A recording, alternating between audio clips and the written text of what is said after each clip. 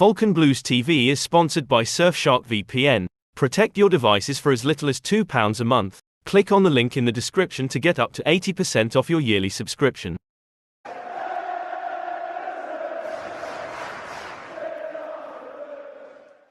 Hello, welcome back to Falcon Blues TV, you filthy, filthy animals. And I'm very happy today to be joined, a lovely day by the way. I'm very happy to be joined by Pablo. Pablo, how are we? I'm very well, thank you, sir. How are you doing? That looks like a massive pint of Guinness. I know, doesn't it? Look there, look. There's no Jack Daniels in this though. No, well, you'll cope. Yeah, listen, I'm a big fan of the Twitch, right? I think it's hilarious. I was saying to you earlier when I that Bert and Ernie love story, wow. And the reason we mentioned that is I remember I messaged you going, Pablo, are you enjoying a nice Guinness there? He went, no, my friend, it's Jack Daniels actually. Yeah. I have a pint. I usually have a pint of Jack Daniels and Coke just because I can't be arsed going up and making short ones. And I've got a Guinness. I've got a Guinness glass, but Jack Daniels and Coke does foam a little bit, so it does look like a pint of Guinness. But I assure you, Jack Daniels is all I drink. I'm very boring when it comes to me bevy. Pablo, you are preaching to the choir with that one. Listen, this podcast will be over when this pint's coming up about it. Yeah. But we're recording outside because it's a nice day. We're outside the Falcon, obviously on Bewley Drive, and it's a lovely day. And it's listen. So how did you get started on Twitch then? It was because I started streaming for a music festival, Bloodstock, which is the biggest metal festival in the UK. I'd heard of Twitch. I didn't know it overly. I knew roughly what it was. Never really seen the appeal as someone who's a little bit older. I've never really seen the appeal of watching people playing games. I can understand it if you're watching it for, to learn how to play the game. But my son and my nephews and things like that, they just used to seem to watch hours and hours and hours of Minecraft and people unpacking, things in FIFA. Opening the equivalent of football stickers, and I'm just like, I don't get it. I don't understand. I can get it if you're watching to learn how to play the game, but I don't get it just watching for the enjoyment of it. And then when we started, I started streaming on Twitch for Bloodstock. I found out there's a mate of mine who streams as Beardageddon, and he streams a game called Sea of Thieves, which is like a pirate game, and he is brilliant. He is brilliant. Honestly, he is. He's. I mean, it looks like quite a complicated game to play.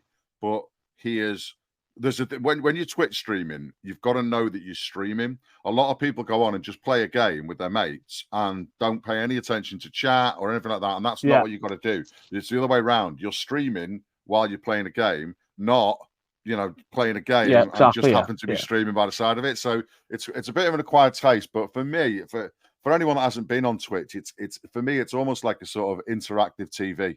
It's very similar to, if you look at like Bob Ross, the Art of Painting, the Joy of Painting, his TV show. That used to be on. What a guy, by the way, Bob's the guy. Yeah, amazing. But he used to be. That was on PBS in America, which was Public Broadcast Service, and it was just hobbyists. So it was people that were just doing hobbies, and they would literally just do whatever they were doing. So he did his painting. There were people on there making quilts and just talking about a load of religious nutters on there talking about their thing. But the idea was it was just published, and that's what Twitch is like. You can find anything on Twitch. You can find it started as a gaming community, but now you've got all sorts on there. There's people that do like puppet shows on there where they have like puppets, like sock puppets, but they're singing and they're doing like proper full-on shows with like these. And they're, honest to God, you'd think that sounds shit. Seriously, it's so engaging and it's so. There's just so much variety on there. It's amazing. Pabs, one of my favourite films is Being John Malkovich, if you've ever seen it, where John Cusack is he's a puppeteer or whatever they're called, and when he gets to be John Malkovich, he turns John Malkovich, he stops being an actor and makes puppeteering very popular. But yeah, that's a great film, that, by the way. But you know what, when you said that about, because you were preaching to the choir there, because I used to think, back when you were kids and you're watching your mates play a game, to me, the most boring thing I ever thought was watching someone play a game. However, what you're saying is, I agree, it's not about the game, it's the characters that people are doing it. It's funny. I love watching yourself. I love watching the J-Off OSW old school wrestling. Like, it's funny. You know what I mean? And now, like, there's a lot of professional wrestlers, like WWE ones and all that, they're all doing it. And we got a lot of the musicians on it, see, because that was we found that there's a metal band called Trivium that are quite big. A guy called Matt Heafy, and he was sort of leading the vanguard for bands appearing on Twitch, and he now. Whenever his band are playing live around the world, he'll have his cameras backstage, and he'll be streaming on Twitch live when they're warming up and when they're doing all their routine. And then you go out on stage with him, and he puts the camera down on the stage and for the show. So Trivium fans that can't make it to this show wherever it's happening in the world sit and watch the Trivium streams and things like that. And he's massive on it, but it's not just his live shows. He does all like creating music and just talks about his life. And so you get that sort of contact with, if you're a fan of the band or if you're a fan of a celebrity.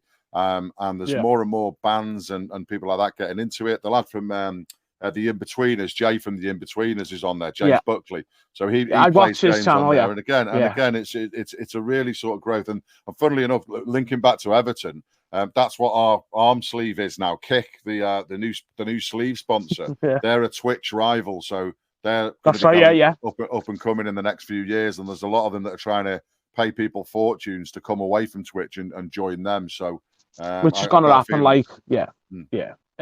so I did enjoy the meme of when we got kicked and someone put one on the other side of the arm saying shoot. yeah, exactly. But it's not the best logo, but it'll do. It'll do. It's better than Angry Birds, eh? yeah. But when you mentioned metal, right? So I was more indie when I grew up. I'm out of touch with modern music. My last concert was the Rolling Stones, and unfortunately, it was at a certain ground that we're not going to mention. But I used to love going to Beat Festival. I've been to Leeds. Now, when you say metal, right? So I love Metallica, and I'm not just like the hits, because everyone loves it now because of Stranger Things. But nothing else matters to me. I used to play the cello, you see. But stuff like Metallica, I loved. Alice in Chains, if you remember them. Yeah, grunge. But they're more grungy than metal. Grunge, yeah, because I was grunge as well. There's so many genres with it. I mean, I was Soundgarden. I loved. Yeah, Soundgarden, but again, similar sort of sound. I mean, grunge sort of killed metal for a long time, or certainly thrash metal for a long time. It killed metal air bands, didn't it? Motley Crue sort of hated grunge, didn't he? but they're now all still around, and the grunge bands have all gone, but the metal bands are all still going. A lot of the bands that I like, and I'm 50 years old, so when I was going to see bands when I was like 18, those bands now, some of them have just come back after like sort of 25 years away, but some of them haven't been away at all. Some of them have just kept going, so they do have a longevity. And if you look at the festival headliners in the metal world, they're all sort of older bands still. Judas Priest is still going, Megadeth is still going, Metallica is still going, as you say. There seems to be a longevity in the metal scene. So, I've broadened my horizons a little bit. You say about indie bands. My favorite band's probably the Divine Comedy, which is I love Divine Comedy. Yeah, exactly. So they're my favorite, and I go to watch classical music and ballet and stuff like that as well. So I'm quite eclectic taste, really. It's not just the metalhead. Same. There's actually some of the people who are bevying at the bar now in the Falcon. I call them the Connollys because that's the name. But they went to watch Divine Comedy about 2 years ago, and Well, the last one I went to, let me tell you this one because it's an Everton link as well. So go on. Season before last, when I think it was either the first or the second coach welcome that we did against Chelsea. And I didn't have a season ticket then. I've got a season ticket now. I got it last season. But I didn't have a season ticket then. But I was going to all the home games. So Divine Comedy got announced way in advance. So I bought a ticket for it. And it was on the Sunday. And it was a bank holiday weekend. So I booked it was at the Philharmonic. So I booked the Hope Street Hotel for me and my missus as a special sort of, nice stay over and that. Literally just walk over the road from the Philharmonic and all of that. So then obviously the match then got moved and it ended up being on the Sunday afternoon. So I'm kind of, and my missus is sound, she'll come to the football with me and stuff like that. But it was kind of it's a really nice hotel and it had a spa and we were supposed to go into the spa for the afternoon and all of that. So I decided, well, listen, we'll go to the hotel, but I've got to watch the match. I can't not watch the match. So we went to the Hope Street Hotel. And obviously, it's on Sky. It's all kicking off, all the blue flares and that. And I'm sitting there going, I wish I was there. I really wish I was there. It was lovely. It was really nice. Everything like that. But when we'd arrived at the hotel, because it's right opposite, as we were driving there, we got there quite early because we were checking in and everything. And I said to my missus, I'd love to, if the tour bus was just pulling out, we might see Neil Hannon from Divine Comedy.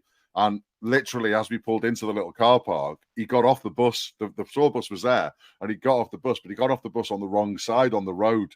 So he's quite a dodder, and he's an odd little, funny little character, Neil Hannon, lead singer. And he just sort of had a bit of a, oh shit, I'm on the road. I'm not supposed to be on this side of the bus. We got back on the bus and then presumably got off the other side and went into the venue. So we're already just like, oh my God, we just seen Neil Hannon. So we're already excited about that. Then we went in and watched the match and we won 1-0, Richarlison with the flair and all of that. So I'm like buzzing now. So we got, we went out for a nice meal in between the match and going to the gig. But I went with my Everton shirt on. I wouldn't normally go with that, but I went in with my Everton shirt on. We had front row seats. So literally, and Divine Comedy concerts are just brilliant. They end up with everyone all singing and dancing at the end and all of that. So it was just the best. And he finished with a song called Tonight We Fly, which is a really uplifting sort of song. And I am just singing at the top of my voice, just thinking about Richarlison and Chelsea. And it was amazing. And that's how I've been to the Divine Comedy every time they toured since like 2000. But that one is like my favourite ever gig, just because of the way that the build up to it. Brilliant. And everything. That's brilliant. And what a top toffee, Pablo, repping the Blues as well. I love it. Now, when you mentioned the Philharmonic, he had a bit of a because he's Neil Hannon's a Man United fan, so he had a bit of a dig, and he was just sort of like, so football. He mentioned football, and he went, so he said, so we got Liverpool fans in like that, and he went, oh, Everton fans, and you're not doing very well, are you? And I shouted out, we still fucking beat yous, because we beat Man United that season as well. So I managed to get that in as well. Yeah. So, yeah, we're not going to mention who scored that day, but it's but that's boss. That when I've been to Philharmonic a few times, like when you said orchestral music, I used to play the cello, so I've watched like Hans Zimmer. I love when they do a night. They did a Bosch one in the Empire recently where it was Hans Zimmer versus John Williams, all the movie themes. I love superheroes. So we went to see that here. Yeah, it's brilliant. Me and my missus wow, went to see that. What a small world, eh? Look, Cathedral. Yeah. Yeah. Well, I love all that. So it's. Look, because I'm in North Wales. Say I'm a wool. You will get some comments on this. That for some reason, someone's just started following me around on Twitter, and everything I put out for the fan advisory board or anything like that, just wool. That's all he puts underneath it. Wool. One word. Just laugh it off. Don't, like I said, laugh it off. No, I'm fine with it. It's I've never had a stalker before. It's fine. So we get called wolves because we're from Kirby. Sometimes I go, is Leighton Baines a wool? My favourite one, though, right, and I've done this to a few, shall we say, Liverpool fans, they'll go, shut up, you're a fucking wool, you're from Kirby, you're a fucking wool. I went, hey, mate, where does your team train? What? Your team trains in Kirby? Yeah, and I'm like, haha, got ya. Because I always turn that around and I go, okay, mate, if I'm a wool because I'm from Kirby, that means Steven Gerrard's a wool, doesn't it? What do you mean? No, he's not. Yeah, he is. He's from Highton. That's Knowsley as well. I like getting them in little traps like that, honestly, little funny traps. That's all bollocks. All of that's just all fucking nonsense anyway. I mean, I was born in Liverpool. I was born not there anymore now, but Sefton General Hospital on Smithdown Road. It's where Smithdown Road is. Had some good nights in Smithdown Road. yeah, it's an Asda now. So you got a little sort of plaque on the wall there in the frozen food aisle. Pablo was where Pablo was born. Yeah. So it's just a bit of a checkered family, really. My dad's from Liverpool. My dad's from Old Swan. And did the usual. Two of my mates are from Old Swan. Yeah, and he met me mum when he came on holiday here to Rill, and they decided that they were going to bring up children here rather than in Liverpool, and that was that. So me and my dad are from Liverpool, and me brother and me mum are from like North Wales. So one of them. I love going to Wales. It's a nice place. I always laugh at this when people go, you're a blue. If you're Nevertonian, you're Nevertonian to me. Exactly. Yeah, I say the biggest argument that I'll have for that is that there was a friend of mine that sadly passed away a couple of months ago, and he was from San Francisco, and I've met him around about 1997 online on AOL, for anyone that remembers that ancient yeah, I remember AOL. And what it was, 1997, obviously the Premier League had been going for about 5 years. America had the World Cup in 1994, and what he was doing was he decided he wanted to get into Premier League football. So he was looking around for a club to support that sort of resonated with him. For some fucking stupid reason, he chose us. I've got no idea why. He must have. I think it was the San Francisco 49ers or So it was a San Francisco team or whatever. But anyway, he thought that their history sort of aligned with us and the fan base and all of that. So 97. I got to meet him. So that's like 26 years that I knew him for. He managed to make it over to Goodison. We took him to the match, him and his wife and his kids, got him up on the fan zone because my mate was running the fan zone at the time and all of that. Brilliant. And he's no less an Evertonian than you or I. Absolutely loves it. The fact that he wasn't born here, lives down the road from it. Only I think he went to about 5 matches altogether in his time, but it doesn't matter. I know a lot of Irish Evertonians, American Evertonians, some come on our channel, and I think, fair play, boys. You've picked this team, when really they could pick a team where they're going to win every week, but no, that's a proper supporter, I think. You know what I mean? And the ones who have to pay, look how much money they have to pay to travel over to it as well. And do you know what's special for them? Because they get to see it so infrequently. You ever get times where you're going, oh, God, we're playing on a Monday night. We should never moan about it, especially now with Goodison. We're not got long left. We should cherish every moment. But you know what, Pabs? Me and my lad went to New York in May. A bit of a sort of it was an unexpected one. It was supposed to be me and my missus going, but she couldn't come because her daughter was poorly. So me and my lad went, and it was my 50th in February, and it was his 21st in June. So we sort of turned it into a celebration. 71st birthday. And the dates that worked out, we had to move it. We had to move it a bit for when he just finished his university. So it was like a sort of a triple celebration, him finishing university and our birthdays. But it meant that the matches, obviously the Everton matches that were on, moved. So it ended up that we were in New York in the Turnmill, the Evertonian supporting bar in New York, for the fucking Brighton game. Of all the games to choose, the Brighton away game. Yeah. So we get in there. It's on a Monday. It's a bank holiday Monday here in the UK, but it's not a bank holiday in America. So we got in the night before on the Sunday. We were only there like Sunday to Friday. We got in on the Sunday. We go to this bar thinking, it's going to be brilliant. Loads of Evertonians there. It's empty because it's Monday lunchtime there.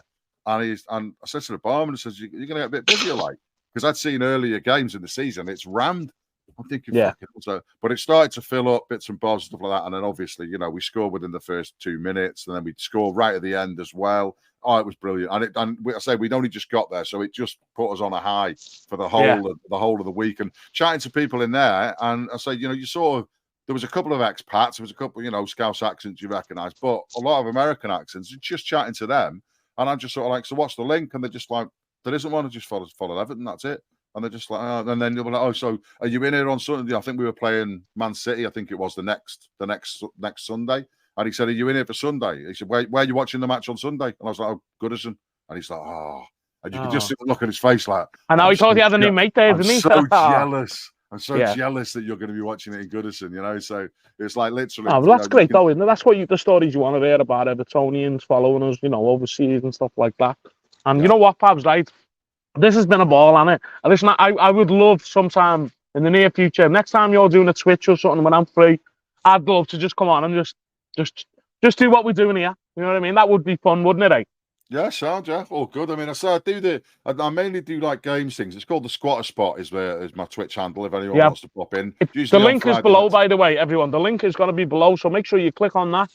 Yeah, nice one. So yeah, Friday nights I'm usually on. Friday nights 8 o'clock, and we play these games called Jackbox games. If anyone's ever played Cards Against Humanity, it's like that, but it's an electronic version. You can play on your phone, and it's like freestyle. So you don't pick nasty things that other people are saying. You actually have to get your own sick mind and type in your own sick answers and stuff like that. So it gets a little bit it gets a little bit much.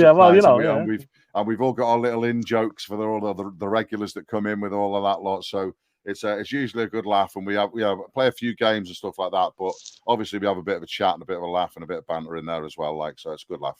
And that's the main thing, isn't it? You know what I mean? A bit of a it is what it is. But listen, look, Jazz had said you're a great guy, and obviously Jazz, who used to run the Tri-Service Office, and obviously the fan advisory board. See, what I've noticed as well is sometimes, because of what's going on at Everton, sometimes you get the brunt of it off Evertonians, and they're just frustrated. But I want people to see you, and Jazz is next, trust me, because he's a good guy, you know what I mean? Well, we're all Blues. Yeah, well, I've obviously only just joined the fan advisory board, and so I'm quite new to it. We've had 2 team meetings, and we've had 1 meeting with Everton so far, and so far it's brilliant. I was 50-50 going into it. I wasn't sure if it was. I was the same as anyone. I think it's probably the best way to go into it, because a few months ago I was dubious as to whether it was actual genuine and whether the club were actually listening, because obviously the headlines were about the board members not coming to the meetings in March and May. But that's not the fault of the fan advisory board. That's the thing you've got to remember, is that it's not the fault, and it's not the fault of the senior management team at Everton either. The senior management team at Everton were all at the meetings. They still went. So the people that we met in the Liver building last week, they all seem absolutely sound. They all seem very, very committed to making a better Everton. They're listening to us. They were fully engaged. We ended up having a really long meeting. It was supposed to be 2 hours, and it overran by a hell of a long time. But they all stayed there fully engaged. So I'm really, really optimistic about it. But I do understand why people think that it's just lip service or that it's a mouthpiece for the club. But it's honestly not. I mean, they put out a statement saying that, you know, a vote of no confidence in the chairman. We can't say that if the club's controlling what we put out, because there's no way the club would have wanted the fan advisory board to put that out. Exactly. So and look, I know yourself, but I know Jazz, and he's a good guy. He's a good laugh. He's a good Evertonian. Yeah. And I get what you're saying. Look, the club needs to do better on and off the field. We know that. But you know what? Fair play to you, you know. And like, I know what it's like sometimes, because Twitter, I work in mental health. Twitter can be very toxic if you, but it doesn't have to be. Social media is a tool. What I say, you know, I use it for the channel, but I see people getting lost in it, and I see people arguing, and use your energy elsewhere, guys. You know what I mean? Because people really can be different people online, and it is what it is sometimes. But it's the nature of the beast, I suppose. But you know what? There's always that block button, and you don't have to go onto it. You know what I mean? That's the way I look at it. I try not to get involved with Twitter arguments. I don't, because there's no point. And the thing is that you know, you might get into an argument with someone, and they might just be having a crap day. You don't know. You don't know. I know exactly.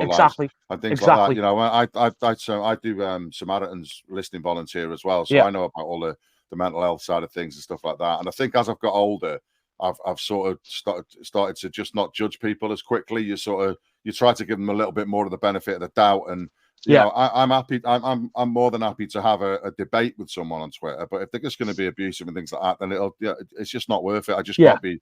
You know, I'm fortunate in that my mental health's generally been pretty good. I've had a few dips, obviously the same as everyone, but in general, I think it's generally been all right. So I've always tried to reach out to people, especially like in the music industry. I mean, the number of bands that I've got to know since I've been doing the stuff with Bloodstock, and you know, there's so many people that are really, really struggling. I mean, I tell you what the biggest thing I think of it is, and it's the same with social media as well, is that sometimes people get an idea about being bigger than what they are. They think that somehow their opinion somehow matters a little bit more. It's better than someone else's, and it's not. Yeah, because they've got a voice and stuff like that.